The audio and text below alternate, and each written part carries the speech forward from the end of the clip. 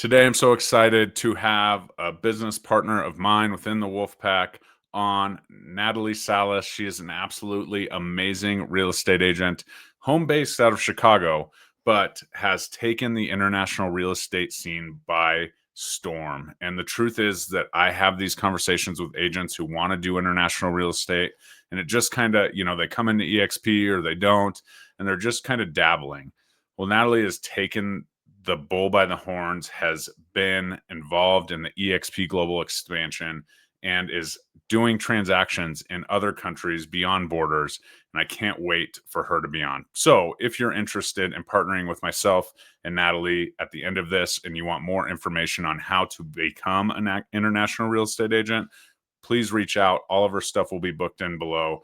But I want you to have the opportunity to get to know her. And if you're interested in going that route, let's partner up and let's get it done. So without further ado, let's bring Nathaly on. What's up, Nathaly? How are you? Hey, what's up, Jeremy? Thanks for having me. No problem. How's are you in the States right now, or are you somewhere else? Yeah, it's still warm in Chicago, so I'm still here.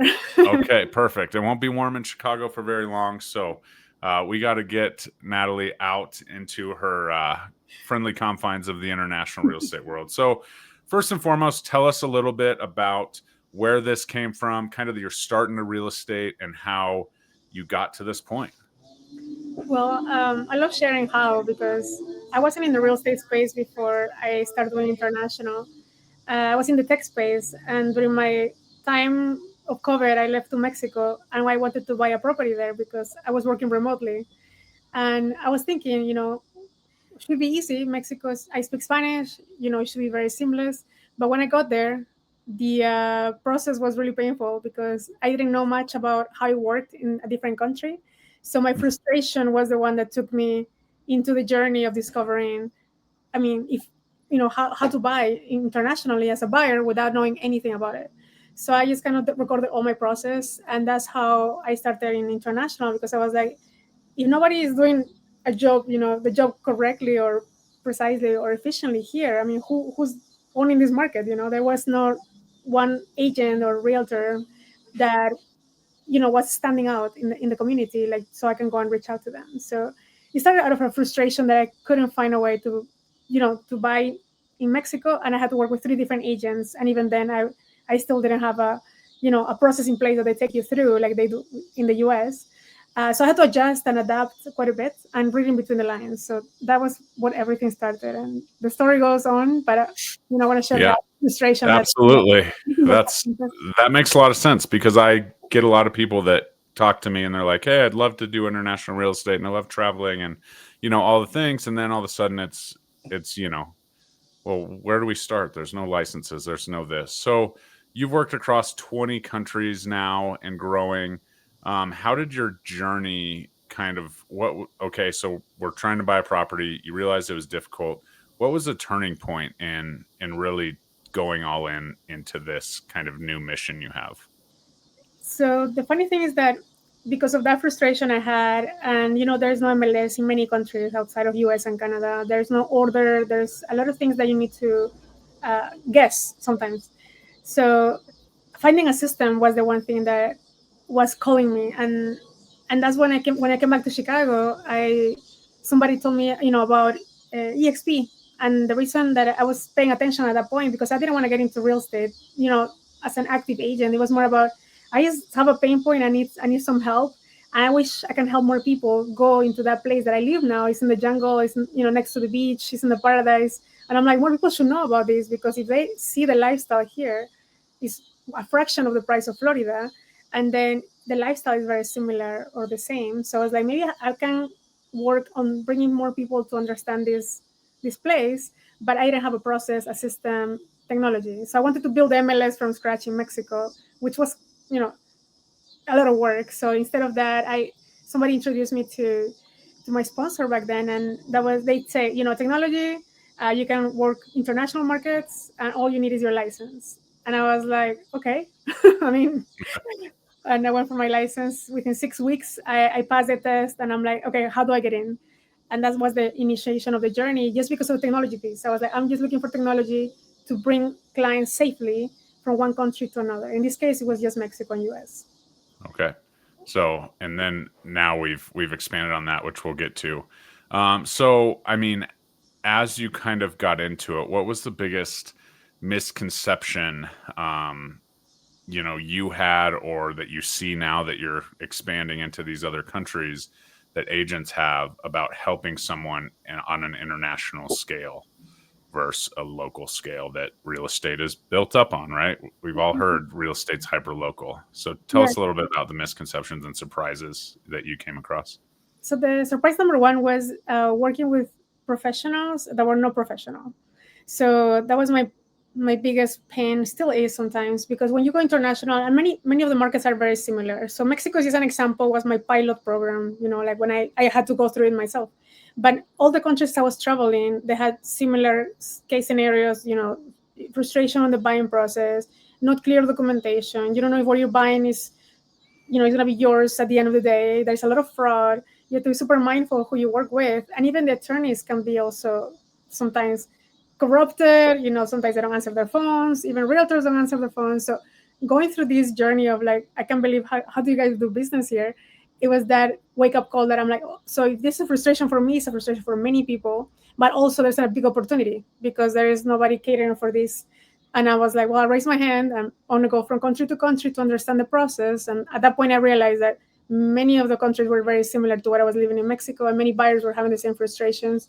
So when it came to the buyer side, I was like, okay, if we create a community that we can know each other, we can trust each other within the real estate space and the agents there, that will create that credibility, trust, and less fear that buyers have when they transition abroad. And also from the agent perspective, it was a lot of you have to work with the right agents. Not every agent, not all your agents are the same. Some of them, they literally don't answer their phones. They do it part-time. They don't care. Some other agents take it seriously. They do it like every single day. They're very due diligent on the process. And those are the agents I wanted to work with. So then by having these connections and the community building was how I was able to get to know them in person, know how they worked, and also be able to set up a path for my buyers eventually that they will come to the different countries, and having the same mindset as if they were going to buy in the US. Okay. Yeah, that's an interesting concept, because obviously the license law is specific to each state here, and for the most part everybody's fairly standard on that. Tell me about, Mexico and these other countries that you're going into, and how that plays a little bit of a role, because you don't technically have to have a license in a lot of these places, correct? Yeah, and that's the issue. That's the problem in a way, because at least in the Riviera Maya, since it's a busy market, anybody wakes up one day and they're like, "I'll be a realtor today," and you can be a waitress, a lifeguard, a tourist, and you're like, "I'm going to do real estate." And the problem of that is that they risk the clients that they are intaking into the into their world, because thinking that they can help the client, sometimes they don't do the due diligence that they need to do before they offer this inventory, and the client is the one that gets in trouble. The client is the one that loses the money, and then sometimes the agents disappear, like literally they're poof gone. And you're like, how can that be? Well, there's no regulation. A lawsuit in Mexico can take 10 years, or you don't, it's not like here in the US that you can have a problem and you sue somebody and things get done. Over there it was more about good luck, find the right team ahead of time, and that process needs to be very like dial in, because otherwise the client is the one that gets in trouble. And that's, I think, one of the main fear from buyers on why they will go abroad. They're fearful of being taken advantage of, or doing a bad investment, or being sold by somebody who is very narrow-minded onto whatever they want to sell instead of what the client needs. So I saw a lot of that back and forth over there. So we have to be super mindful of how the lack of regulation can affect clients. At the same time, for at least for our team, we just don't want to have any agent that just woke up and is an agent. We need to make sure they have experience, they follow the rules, at least that we're in the same mindset, that we have the same values. Because sometimes when you send a referral abroad, if you're an agent from the US, if you don't know that agent or where that referral goes, good luck getting paid. Because they might block you, they might ghost you, and they're like maybe $3, $5, $6,000 sitting there as a referral split, and the agent will not honor the end of the bargain. So that's super, it has happened to me too. So I talk from experience and frustration of working with some agents that are not professional. So the lack of, the no MLS, the lack of the enforcement of the law is really hard to just go by yourself and be like, okay, let me figure out. It's better if you do your research ahead of time. Yeah, absolutely. And that's, I mean, obviously it's hard because criminals are criminals, right? They're usually professional criminals. So Yeah. you could go down the rabbit hole and research and do all of that. So what are some things that you've put in place to kind of grow that, obviously? And it sounds pretty organic, right? And getting to know boots on the ground, that kind of stuff. But what's one thing you do to kind of set that precedent and tone based on those partnerships? Well, to me, it has been a bit of, I would say, manual, because I go there physically and I spend time. And by spending time, you realize and reading between the lines, what people won't tell you over Zoom. You can get to know people's personality, how they work, how they operate, their ethics. So to me, it has been spending time there in the location. For Mexico, I spend there regardless about 5 months a year in the winter, and I spend time with agents and training them, physically training them, going with them, but also the plugging them into all the calls that we have, with our group in the Wolfpack, and also within EXP for compliance. So just follow the rules. These are compliance. These are the contracts. So many agents that probably didn't have that before, but they were working very manual, now they feel like they are saving 30 hours a week on not doing things manual. They have systems, they have contracts, templates. They don't have to go to the attorney every single time for a template for a contract. So it saves a lot of time to the agents there, and also they appreciate the help. And that's why we've been intaking agents. At the beginning, it was like really fast, and then you start realizing who you want to work with and who you don't want to work. You don't want to work with at all, and then that starts shrinking and shrinking the number. So we got to, we shrink in size, but now I feel like we have better quality of agents, and the ones that weed themselves out because they're not professional. I mean, that's just how it happens over time. I think every industry. Yeah, I mean, I think it's hard to change, especially from this perspective on both sides, is representing clients as well as trying to get agents on board with doing something completely different. I mean, there's even a piece to it where you get into a contract with a buyer or a seller, and they're like, "Oh, that's not how we did it." You're like, "No, but that's how we have to do it." And they're like, "Oh no, I don't want to do it that way." They don't want to jump through those hoops. Yeah. And I think it's very similar with the agent side. So talk to me a little bit about the agent attraction piece and how you've kind of got them to buy into doing it the right way, even though it might take a couple extra steps. For agent attraction, it's been not so hard because when we have systems in place, the agents that are smart and want to do things faster, they're like, where do I sign? When Yeah. it comes to, let's say, a whole agency, that's a little harder because they're set on their ways, they're more old fashioned, and maybe they want to do things differently. So probably in there is a harder conversion, but for the regular agents that are professional and we kind of like click, right? Like we have similar values, ethics, and a discipline to do this every single day. We do real estate full time. It's been easier to get them to listen to us because locally, if they're in a brokerage locally, wherever they are in the world, Portugal, Spain, Peru, Ecuador, they're local, and the access to data is smaller. The same as the US, but at least in the US you can have more technology, you can get more systems. Some of the KB Core like systems in KB Core, they don't make it to South America, so you have to use something different for CRMs. Uh, but then the process and the order, that's what agents like, and also the expansion. So they're plugging into a network, 80,000 agents or more right now, and they can send those referrals and make the extra money that they wouldn't done otherwise at home.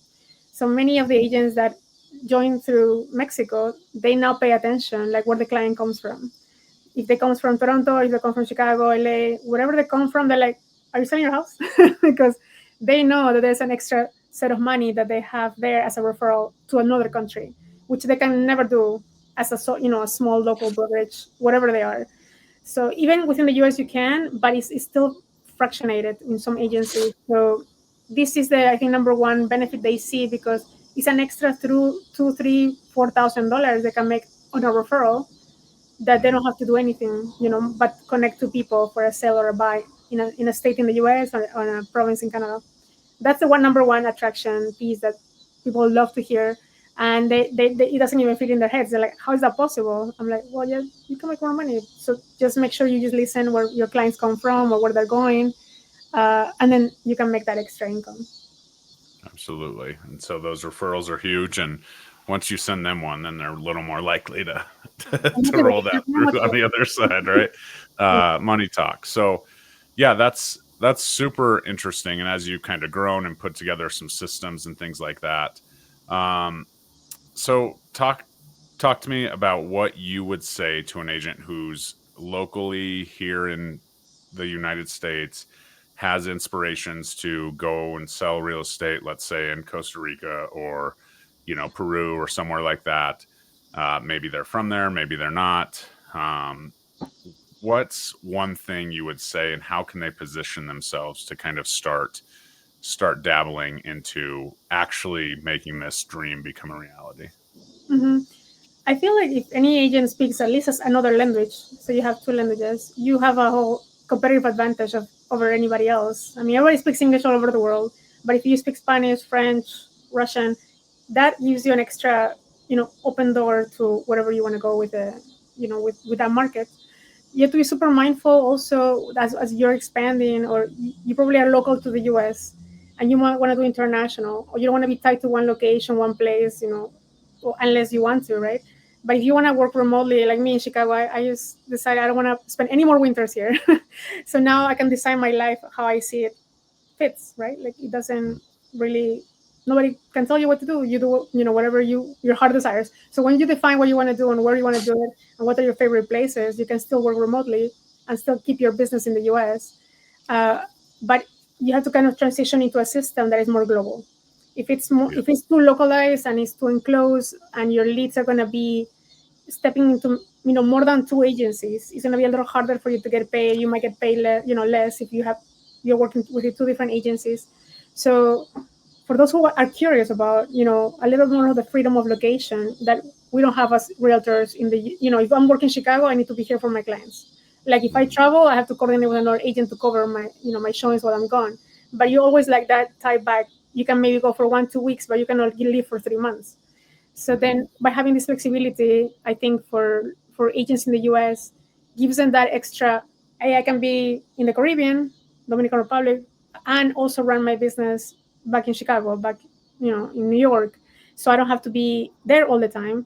And with revenue share, of course, they can do that easily if they grow. And as you're traveling, you can also grow your teams and your downline. So I think it's super important for everybody to pay attention. Like, hey, the world's a big place. It's like, and the US is really big, and there's a lot of people making money here. But also, if you're in a different place, you can also grow there.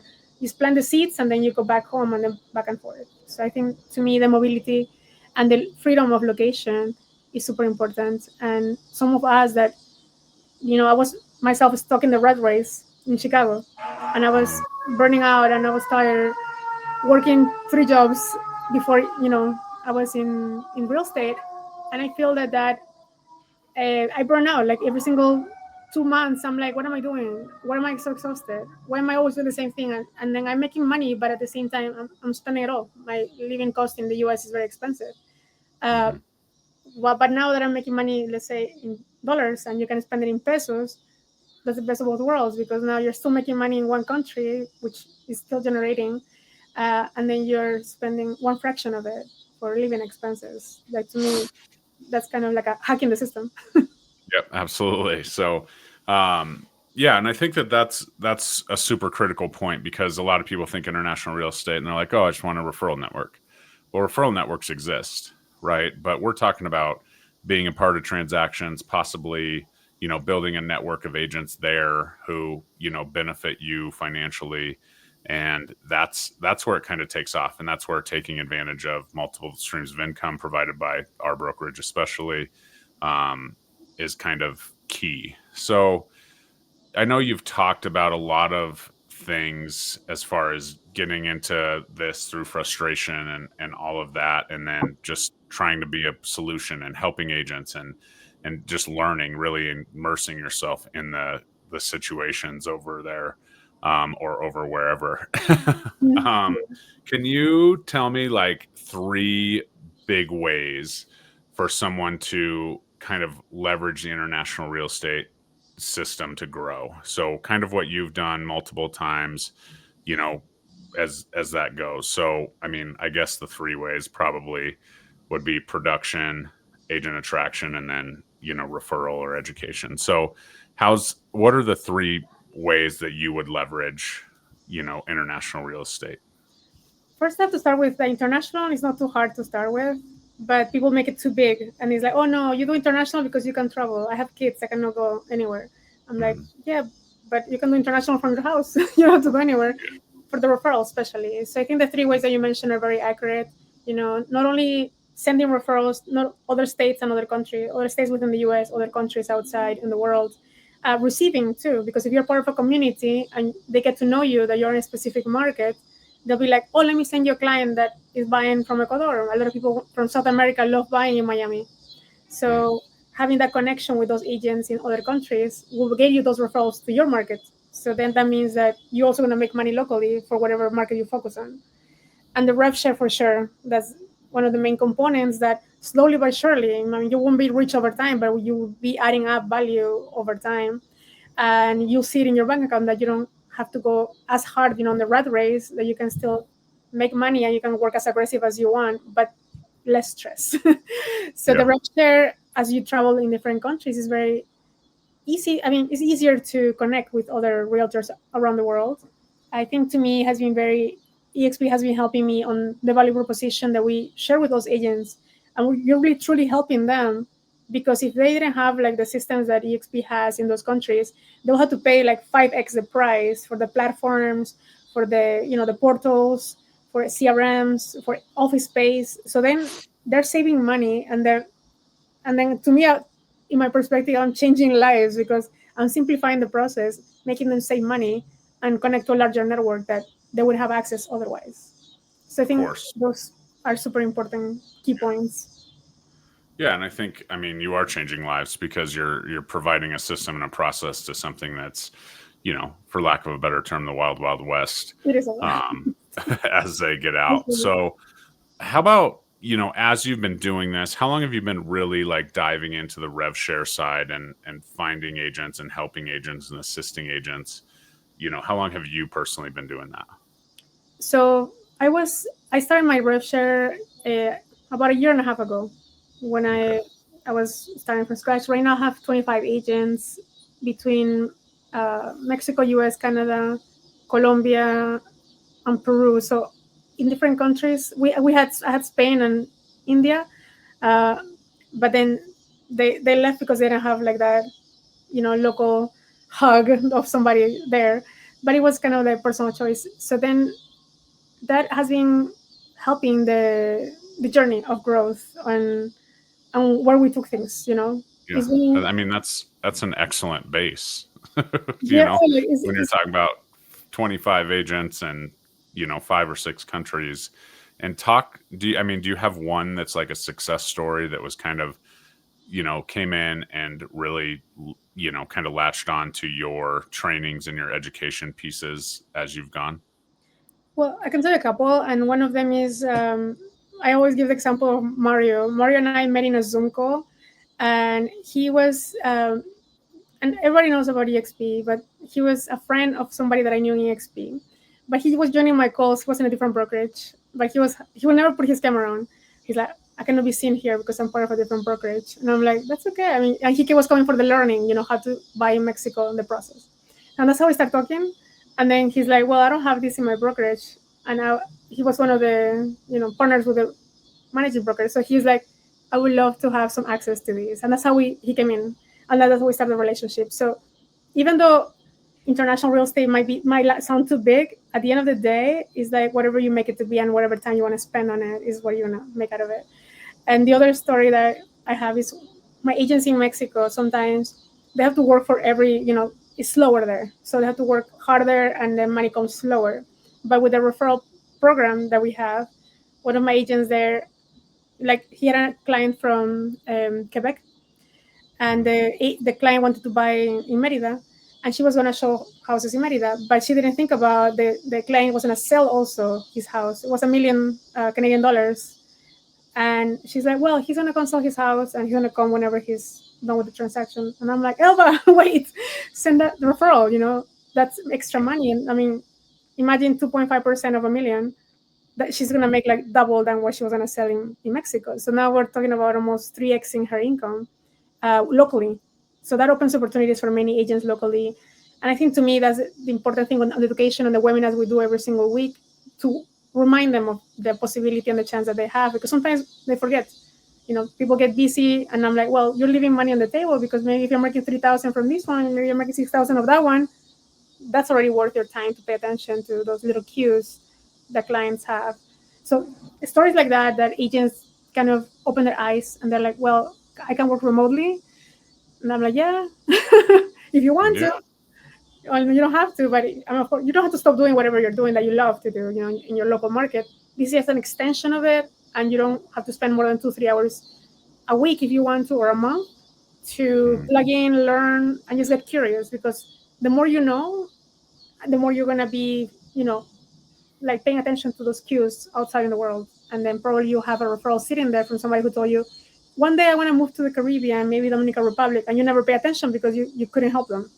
And now you're like, oh, wait, I can help you. And then you can send that referral to a peer that we have in Punta Cana, for example. Yeah. When they're going down to the Virgin Islands for vacation, they're going to try and buy that house on the point, right? Yeah. That's really cool. And it's just about, being there and understanding that piece and thinking like that, because it's very natural for us as, United States citizens to be like, oh yeah, like referrals, like that's a normal thing. I think it's still an underutilized, lead generation tool, even locally here, nationally.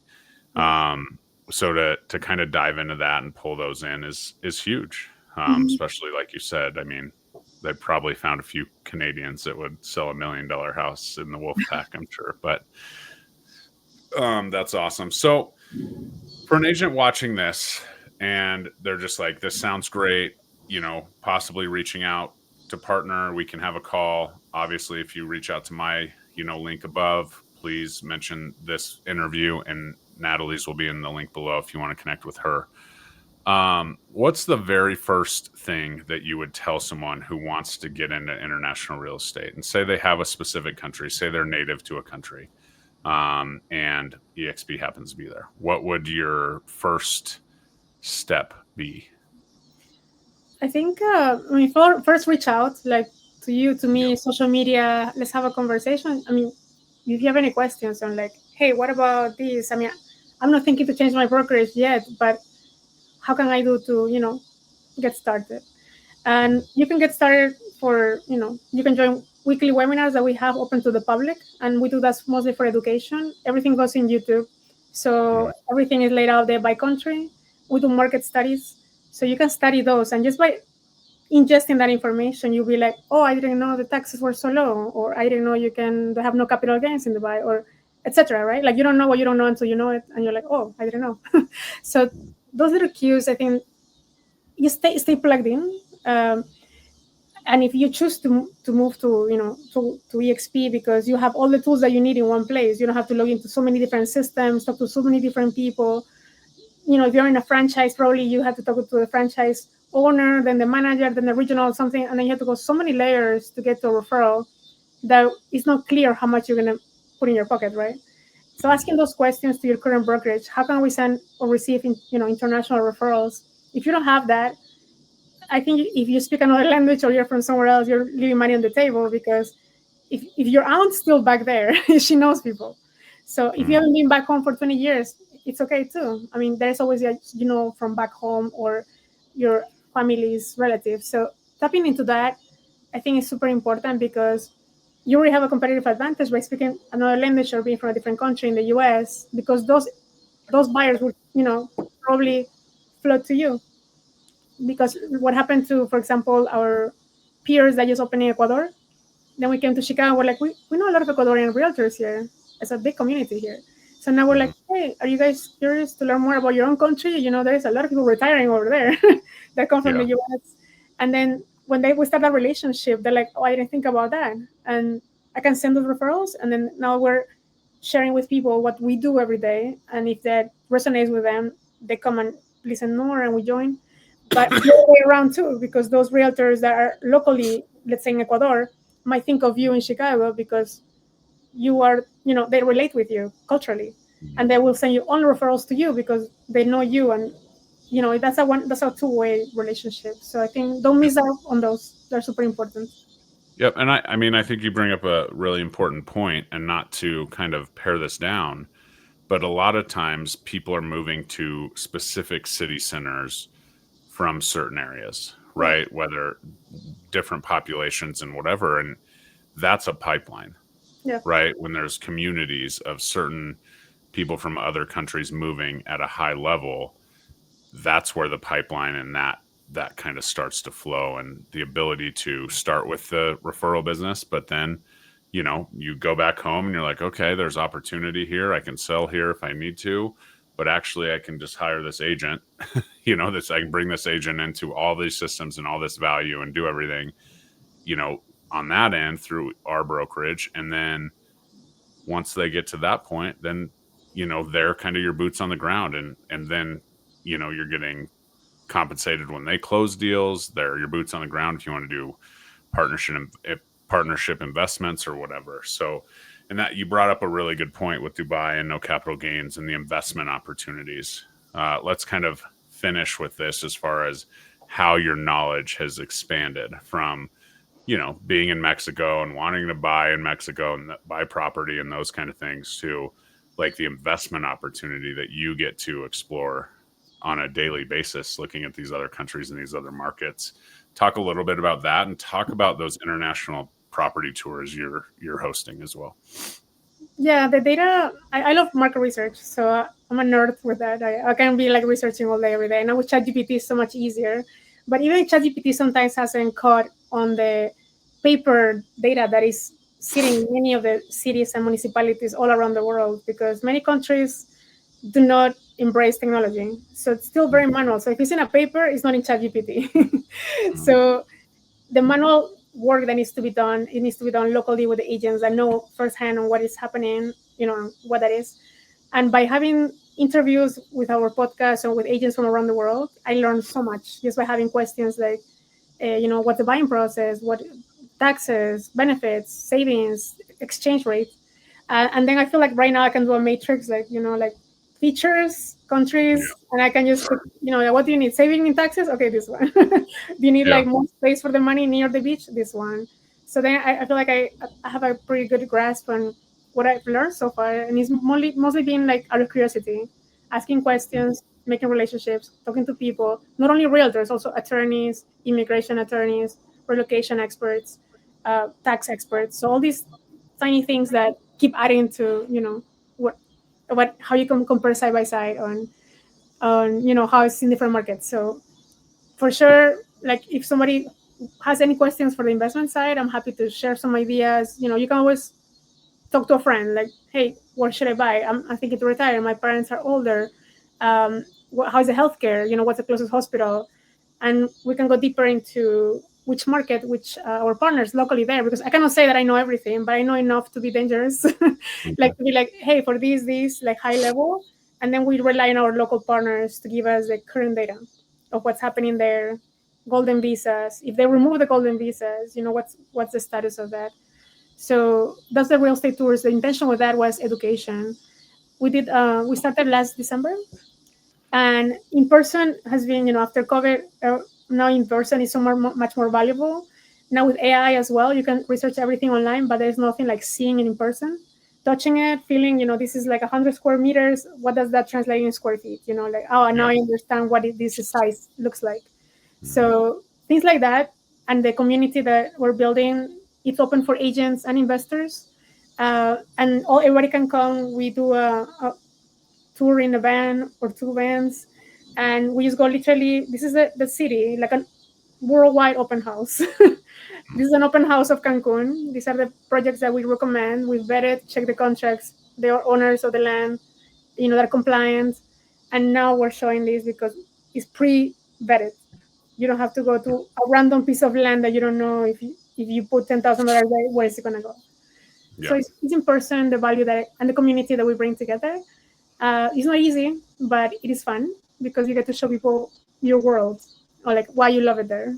And the agents locally can show the world and like, look at this, it's a whole hotel for only $1 million, has 37 rooms. And we're like, what? Yeah. So things like that are magical. And as I go to tours, I learn myself. The Portugal tour that we did in summer, Yeah. I didn't know much. I know a little bit, but then when you're there, you're like, oh, I get it now. I see how it looks like. So the view is different. Of course, and that community and that synergy, and I'm sure you guys have some education and surrounding that as well. But what a cool opportunity to put something like this in your toolbox, whether you want to get into international real estate or not. Obviously we have Nathaly here as a resource for us. If you did want to reach out, you have somebody that's like, hey, I need to get this result from this sale of a house. What do I need to do? And she can kind of at least point you in the right direction, maybe connect you with the right agents and right community out there, or help you do that research. And that's just an incredible piece of what you're building. And it sounds so outside the box to do an international open house tour.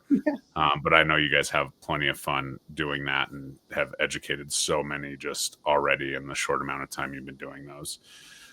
So check them out for sure. We'll put her contact in the description below on those. So let's just finish this out. And you have like an international toolbox, right? That you've built a community. Can you talk a little bit about that? Starts with the webinars, and then is there more to that? Yeah. So we started with free webinars open to any agent. Usually it's for agents because they get to learn more on how to do the transactions. But we also had some buyers come in because they wanted to buy in that country. And those are the webinars you'll find in our school. We have a school community now. And that school community, anybody can join that is an investor or a realtor. You don't have to be from EXP. You can be from anywhere in the world, from any agency. So it's not restricted. But we do want to keep that curated so we don't have any spammers from VA offers and crypto, right? Like we just keep it to real estate. And that brings you to the weekly webinars. From the weekly webinars, you can go to the real estate tours. And from the real estate tours, you can either, stay in the community, you can join EXP, or you can send referrals or get referrals. Because as people get to know you too, wherever you are, then they will be, with Sean, I go to Ohio. So now I know that person because I met them in person. And there's nothing like, I think, that human touch that you have through the community. So the school is an online community, but we take it in person. So stay tuned with that. And it's free. Wow, that's cool. And if people are interested or want to learn more, what's the best place to follow you, just, or connect with you? With my name, Nathaly Salas _ on Instagram and everywhere else. So YouTube, Unicorn Properties. And okay, that's it. Perfect. I'll link that stuff below. But Nathaly, thanks so much. Such an inspiring story that you're basically building from the ground up this based on your personal knowledge and advice on that. So if you're speaking another language, you're from another country, you have that interest in real estate, you're licensed over here, or maybe not, you may want to dive into that as the first step, just to kind of see, because I'm sure it feels so big. But when you're going back home, or you're going to somewhere where you're comfortable speaking the language and all the things, maybe it's not such a big undertaking. And then maybe someday you'll be on the international committee with Nathaly. So thanks so much for your time, Nathaly. And we will see you next time on the Wolfpack Way. Awesome. Thank you. Thank you so much. Bye-bye.